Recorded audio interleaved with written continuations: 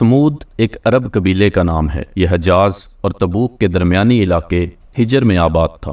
سیدنا نوح علیہ السلام کے پڑپوتے آسر کے 2 بیٹے تھے۔ ایک بیٹے کا نام جدیسی تھا اور دوسرے کا سمود۔ اس کے نام پر قبیلے کا نام مشہور ہوا۔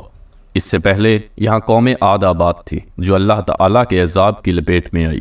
سمود کی طرف سیدنا صالح علیہ السلام کو نبی بنا کر بھیجا گیا۔ یہ بھی قبیلہ سمود کے چشم و چراغ تھے۔ ان کا سلسلہ نسب یہ تھا: صالح بن عبید بن ماسے بن عبید بن حادر بن آصر بن ارم بن سام بن نوح علیہ السلام۔ قبیلہ سمود بھی عاد کی طرح بتوں کا پجاری تھا۔ اس قبیلے کی رہائش کا صدر مقام مدائن صالح تھا۔ یہ جگہ مدینہ منورہ اور تبوک کے درمیان واقع ہے۔ حجاز سے جو تجارتی قافلے شام کی طرف جاتے وہ اسی مقام سے گزرتے تھے۔ پرانے زمانے میں اسی جگہ کو الحجر کے نام سے پکارا جاتا تھا۔ یہاں کے رہنے والوں کو قرآن حکیم نے صحاب الحجر کہا ہے۔ آج بھی قوم سمود کی رہائش گاہیں کھنڈرات کی صورت میں موجود ہیں۔ یہ قوم پہاڑوں کو تراش کر اپنے گھر بنایا کرتی تھی۔ رسول اللہ صلی اللہ علیہ وآلہ وسلم جب غزوہ تبوک کے موقع پر یہاں سے گزرے تو آپ نے اپنے مجاہد صحابہ کرام رضوان اللہ علیہم اجمعین کو قوم سمود کی تباہی کے بارے میں آگاہ کیا اور فرمایا، یہ وہ علاقہ ہے جہاں پر اللہ تعالیٰ کا عذاب نازل ہوا تھا۔ یہاں سے جلدی گزر جانا ہے، یہاں پر ٹھہرنا نہیں۔ جہاں پر اللہ کا عذاب نازل ہوا ہو وہ منحوس جگہ ہوتی ہے، وہاں ٹھہرنا نہیں چاہیے۔ وہاں پر ایک کنواں دیکھا۔ اس کے بارے میں رسول اللہ صلی اللہ علیہ وآلہ وسلم نے بتایا، اس کنویں سے سیدنا صالح علیہ السلام کی اونٹنی پانی پیا کرتی تھی۔ وہاں پر ایک پہاڑی گزرگاہ کی طرف اشارہ کر کے آپ نے صحابہ کرام رضوان اللہ علیہم اجمعین کو بتایا کہ اس درے سے اونٹنی نمودار ہو کر قوم کے سامنے آئی تھی اور بچے کو جنم دیا تھا۔ یہ درہ آج بھی فج الناقہ کے نام سے مشہور و معروف ہے۔ وسیع و عریض کھنڈرات کو دیکھ کر یہ اندازہ ہوتا ہے کہ یہاں 4-5 لاکھ کی آبادی ہوگی۔ پہاڑوں کی موجودہ حالت کو دیکھ کر اندازہ ہوتا ہے کہ عذاب الہی نے پہاڑوں کو پھاڑ چیر کر رکھ دیا ہے۔ قوم سمود اپنے خالق حقیقی سے نا آشنا تھی۔ اس کا تمدن بگڑ چکا تھا۔ پہاڑوں کو تراش کر گھر بنانا اور بڑے بڑے محل تعمیر کرنا اس کا مشغلہ تھا۔ یہ قوم اپنے انجام سے بالکل بے خبر تھی۔ اس کی اصلاح کے لیے اللہ تعالیٰ نے اسی میں سے صالح علیہ السلام کو منصب رسالت پر فائز کیا۔ انہوں نے اپنی قوم کو سمجھانے کے لیے سر توڑ کوشش کی، لیکن قوم نے ان کی ایک نہ سنی، بلکہ ان کے رسول ہونے کا ہی انکار کر دیا۔ لیکن سیدنا صالح علیہ السلام فریضہ رسالت سر انجام دیتے ہوئے مسلسل قوم کو راہ راست پر لانے کی کوشش کرتے رہے۔ آخرکار قوم نے تنگ آ کر سیدنا صالح علیہ السلام سے یہ مطالبہ کر دیا کہ ہم تجھے تب سچا رسول مانیں گے ہمارے سامنے اس پہاڑ کی گزرگاہ سے ایک گابن اونٹنی برآمد ہو اور نمودار ہوتے ہی بچے کو جنم دے۔ قوم کے دل میں یہ بات تھی کہ ایسا کبھی نہ ہوا ہے اور نہ ہوگا۔ اس طرح ہمیشہ کے لیے ہماری جان چھوٹ جائے گی۔ جب بھی یہ ہمیں تبلیغ کرنے کے لیے آئیں ہم ان سے یہ انوکھا مطالبہ کر دیا کریں گے۔ انہیں یہ معلوم ہی نہ تھا کہ اللہ ہر چیز پر قادر ہے۔ جب سیدنا صالح علیہ السلام نے اپنی بے بسی کا اظہار کرتے ہوئے اللہ تعالیٰ سے التجا کی تو معجزہ رونما ہوا کہ قوم نے بچشم خود دیکھا کہ اس کے مطالبے کے مطابق گابن اونٹنی پہاڑی درے سے برآمد ہوئی اور اس نے ان کے سامنے بچے کو جنم دیا۔ قوم یہ منظر دیکھ کر انگیشت بدندہ رہ گئی۔ یہ قانون قدرت ہے کہ جب کسی قوم نے اللہ کے نبی سے معجزے کا مطالبہ کیا، معجزہ رونما ہونے کے بعد قوم نے دعوت کو تسلیم نہ کیا تو اسے صفحہ ہستی سے مٹا دیا گیا۔ چونکہ قوم سمود نے بھی ہٹ درمی کا مظاہرہ کیا، لہٰذا اسے بھی عذاب الہی نے اپنی لپیٹ میں لے لیا۔ قرآن حکیم میں سیدنا صالح علیہ السلام کی قوم سمود کا تذکرہ مختلف پیراؤں میں سورۃ الاعراف، سورہ الشعراء، سورہ نمل، سورہ ہود، سورہ ہجر، سورہ فاصلت، سورہ نجم، سورہ القمر، سورہ الحاقہ اور سورہ الفجر میں آیا ہے۔ کہیں تفصیل کے ساتھ اور کہیں اختصار کے ساتھ اس کا تذکرہ کیا گیا ہے۔ سورہ الاعراف میں ارشاد باری تعالیٰ ہے، اور سمود کی طرف ان کے بھائی صالح کو بھیجا۔ اس نے اپنی قوم سے کہا، اللہ کی عبادت کرو جس کے بغیر تمہارا کوئی الہ نہیں ہے، تمہارے پاس تمہارے رب کی طرف سے واضح معجزہ آ چکا ہے، یہ اللہ کی اونٹنی تمہارے لیے معجزہ ہے، اسے اللہ کی زمین میں چرنے کے لیے چھوڑ دو اور اسے کسی برے ارادے سے ہاتھ نہ لگانا، ورنہ ایک المناک عذاب تمہیں آ لے گا۔ اور وہ وقت یاد کرو جب قوم عاد کے بعد تمہیں اللہ نے جانشین بنایا اور تمہیں اس علاقے میں آباد کیا۔ تم زمین کے ہموار میدانوں میں محل بناتے ہو اور پہاڑوں کو تراش خراش کر گھر بنا لیتے ہو، لہٰذا اللہ کے احسانات کو یاد کرو اور زمین میں فساد نہ مچاتے پھرو۔ سیدنا عاد علیہ السلام کی قوم کے متکبر سرداروں نے ان کمزور لوگوں کو جو ان میں سے ایمان لا چکے تھے کہا، کیا تم یقیناً جانتے ہو کہ صالح علیہ السلام اپنے رب کا رسول ہے؟ وہ کہنے لگے، جو کچھ اسے دے کر بھیجا گیا ہے ہم تو اس پر ایمان رکھتے ہیں۔ وہ متکبر کہنے لگے، جس بات پر تم ایمان لاتے ہو ہم تو اسے ماننے والے نہیں۔ چنانچہ انہوں نے اونٹنی کو مار ڈالا اور اپنے رب کے حکم سے سرتابی کی اور کہنے لگے، اے صالح، اگر تو رسول ہے تو جس عذاب کی تو ہمیں دھمکی دیتا ہے وہ لے آ۔ آخر انہیں زلزلے نے آ لیا اور وہ اپنے گھروں میں اوندھے پڑے کے پڑے رہ گئے۔ پھر صالح علیہ السلام یہ کہتے ہی ان کے ہاں سے چلے گئے کہ اے قوم، میں نے تمہیں اپنے رب کا پیغام پہنچا دیا تھا اور تمہاری خیر خواہی بھی کی، لیکن تم تو خیر خواہی کرنے والوں کو پسند نہیں کرتے۔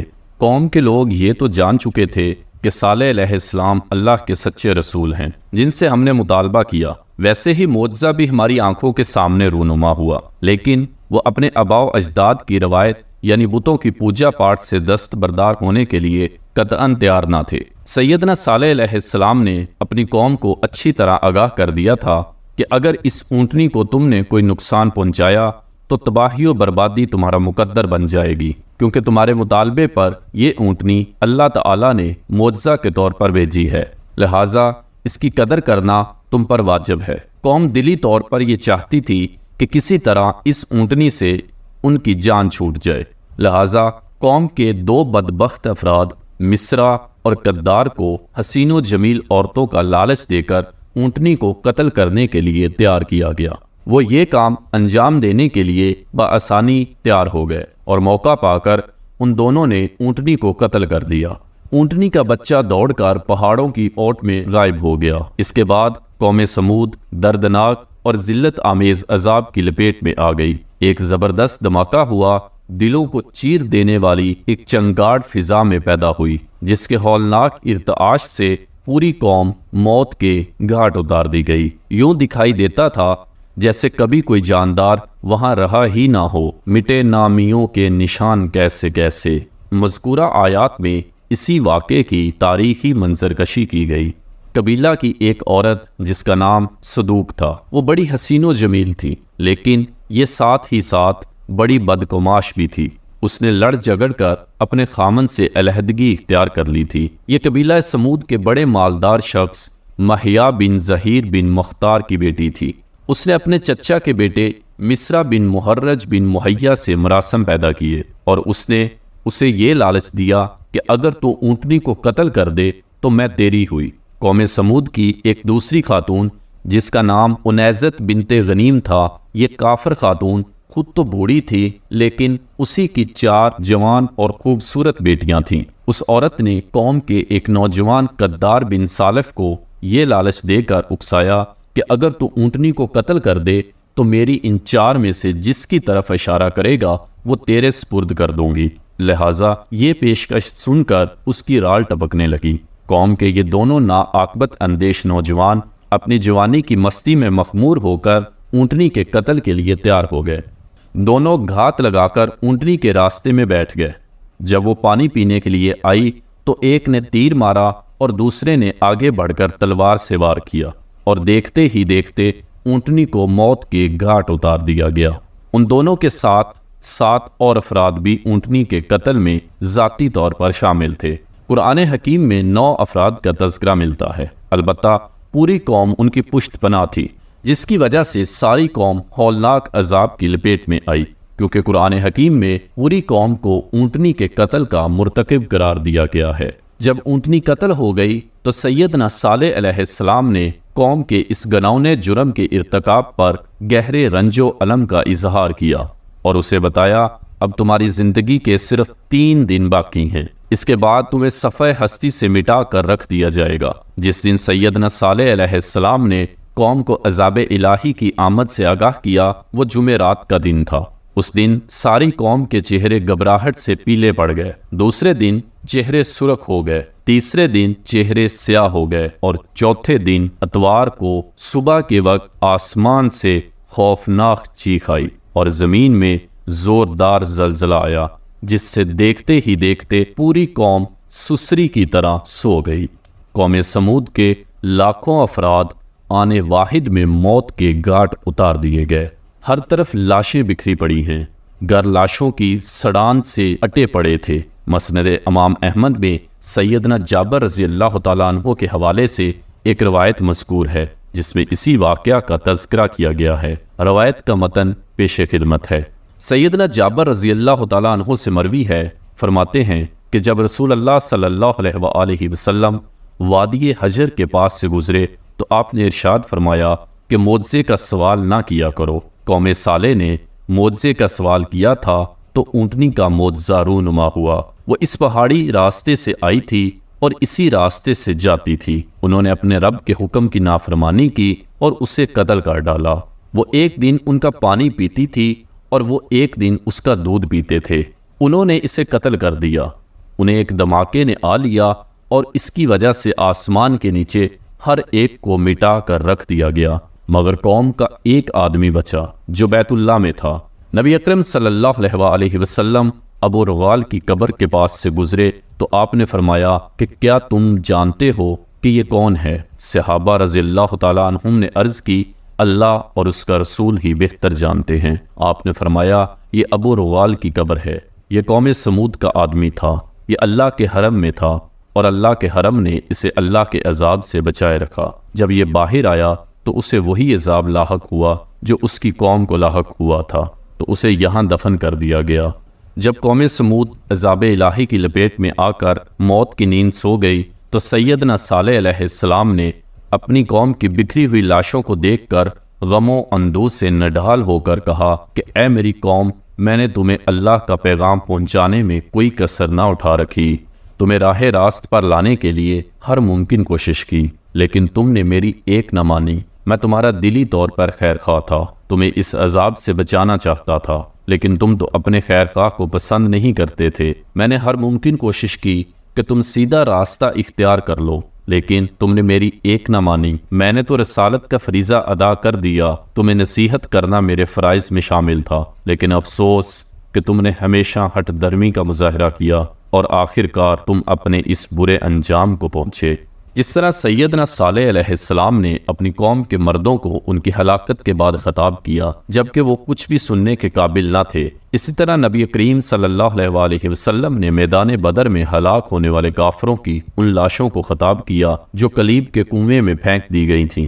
اب میدان بدر سے فتح یاب ہو کر 3 دن کے بعد رات کے آخری حصے میں جب روانہ ہونے لگے تو رات کے آخری پہر اپنی اونٹنی پر سوار ہو کر کنویں پر پہنچے اور اس میں پھینکی گئی کافروں کی لاشوں سے مخاطب ہوتے ہوئے فرمایا، اقلیب کنویں والو، کیا تم نے جو تمہارے رب نے تمہارے ساتھ وعدہ کیا تھا اسے برحق پایا؟ میرے ساتھ جو میرے رب نے وعدہ کیا تھا وہ میں نے برحق پایا، اور ساتھ ہی آپ نے انہیں یہ بھی کہا کہ تم اپنے نبی کا برا قبیلہ ثابت ہوئے ہو، تم نے مجھے جھٹلایا اور لوگوں نے مجھے سچ جانا، تم نے مجھے نکالا اور لوگوں نے مجھے جگہ دی، اور تم مجھ سے لڑے اور لوگوں نے میری مدد کی، تم اپنے نبی کے برے خویش ثابت ہوئے۔ حضرت عمر فاروق رضی اللہ تعالیٰ عنہ نے عرض کی کہ یا رسول اللہ صلی اللہ علیہ وآلہ وسلم، آپ ایسے لوگوں کو خطاب کر رہے ہیں جو مردہ پڑے ہیں۔ آپ نے فرمایا، قسم ہے اس ذات کی جس کے ہاتھ میں میری جان ہے، جو میں اس سے کہتا ہوں تم کوئی زیادہ نہیں سنتے ہو، لیکن وہ جواب نہیں دے سکتے۔ قوم سمود عذاب الہی میں مبتلا ہو کر تباہ و برباد ہو گئی تو سید صالح علیہ السلام وادی حجر کو چھوڑ کر مکہ معظمہ تشریف لے گئے اور وہیں پر ان کی وفات ہوئی۔ وادی حجر مدائن صالح کے نام سے بھی پکاری جاتی ہے۔ اس علاقے میں ہر طرف پہاڑ ہی پہاڑ نظر آتے ہیں۔ یہ پہاڑی سلسلہ مدینے سے خیبر کی طرف جاتے ہوئے مشرق کی جانب 50 میل تک اور شمال کی جانب اردن کی حدود میں 40 میل تک اندر چلا جاتا ہے۔ یہ پورا علاقہ تقریباً 400 میل لمبا اور 100 میل چوڑا ہے، جہاں قوم سمود آباد تھی، اور سیدنا صالح علیہ السلام کو اس علاقے کی اصلاح کے لیے رسول بنا کر بھیجا گیا۔ پہاڑوں کی ظاہری حالت دیکھ کر صاف اندازہ ہوتا ہے کہ کسی زمانے میں یہاں زبردست زلزلہ آیا جس نے تمام پہاڑوں کو جھنجھوڑ کر رکھ دیا۔ سیدنا صالح علیہ السلام کی قوم نے عجیب و غریب مطالبہ کیا کہ ان پہاڑوں میں سے ایک ایسی اونٹنی برآمد ہو جو 10 ماہ کی حاملہ ہو اور وہ ہمارے سامنے بچے کو جنم دے۔ قوم کا مطالبہ پورا کر دیا گیا۔ کچھ لوگ یہ معجزہ دیکھ کر ایمان لے آئے، لیکن قوم کی اکثریت پھر بھی آپ کی رسالت کو دل و جان سے تسلیم کرنے سے انکار کر دیا۔ قوم سمود مجموعی طور پر اونٹنی کو قتل کرنے کی مرتکب ہوئی، جس کی پاداش میں اللہ تعالیٰ نے اس قوم کو صفحہ ہستی سے مٹا دیا۔ محلات اور پہاڑی پختہ مکانات اس قوم کو نہ بچا سکے۔